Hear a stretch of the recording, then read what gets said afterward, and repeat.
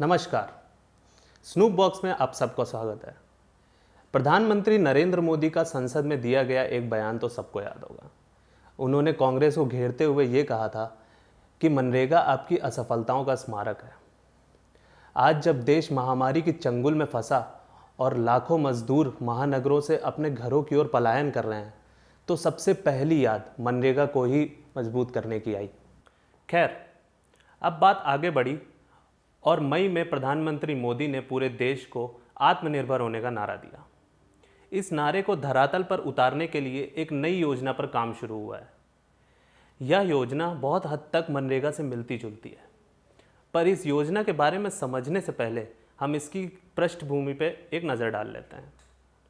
Corona की मार से पीड़ित लाखों लोग देश के हर कोने से अपने घरों में तो लौट गए, पर अब उनके सामने जीवन व्यापन का प्रश्न मुंह बाय खड़ा हुआ है।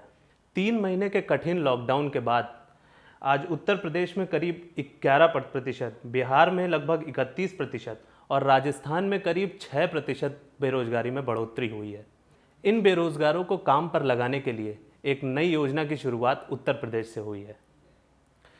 प्रधानमंत्री नरेंद्र मोदी ने आत्मनिर्भर उत्तर प्रदेश योजना की लॉन्चिंग के दौरान ये वादा किया कि उत्तर प्रदेश में वापस आए करीब 1.25 करोड़ लोगों को इस योजना से रोजगार मिलेगा।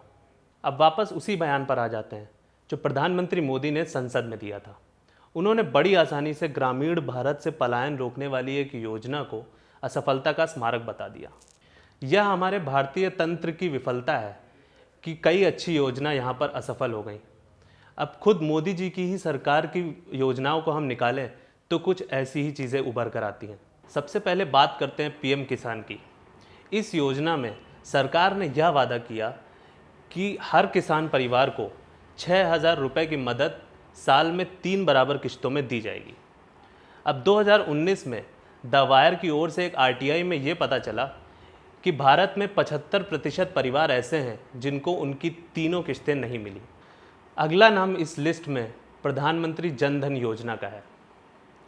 इस योजना में वर्ल्ड बैंक की डेटा फिंडेक्स रिपोर्ट के अनुसार करीब 80% भारतीय वयस्कों का खाता खुला, मगर उसी रिपोर्ट में यह भी पता चला कि करीब 50% लोग अभी भी ऐसे हैं जिनके खाते इनएक्टिव हैं। इस विकास की गाड़ी में अगला यात्री जो सवार है उसका नाम है प्रधानमंत्री मुद्रा योजना।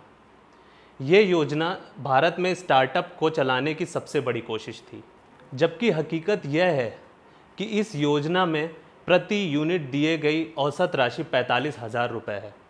अब इतने रुपए में तो एक पकौड़े का ठेला ही लगाया जा सकता है, और ये ज़मीनी हकीकत है।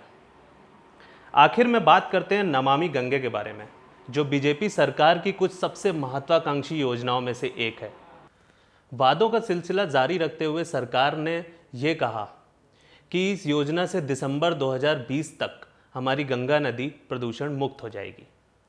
अब अभी तक इस योजना में सैंक्शन अमाउंट का केवल 30% ही इस्तेमाल हुआ है और प्रोजेक्ट का केवल 40% कंप्लीट हुआ है। अब वापस आते हैं आत्मनिर्भर योजना पर, क्योंकि कोरोना की मार झेल रहे गरीब बेरोजगारों को इसकी ज़रूरत है, और साथ ही ज़रूरत इस बात की भी है कि सरकारी मशीनरी इसे अच्छे से लागू करे और इसे कामयाब करे। ये योजना भी कागज़ों में ही उलझ कर ना रह जाए और कल को किसी नेता को उठकर यह कहने का मौका ना मिले कि आत्मनिर्भर उत्तर प्रदेश योजना बीजेपी सरकार की असफलताओं का स्मारक है।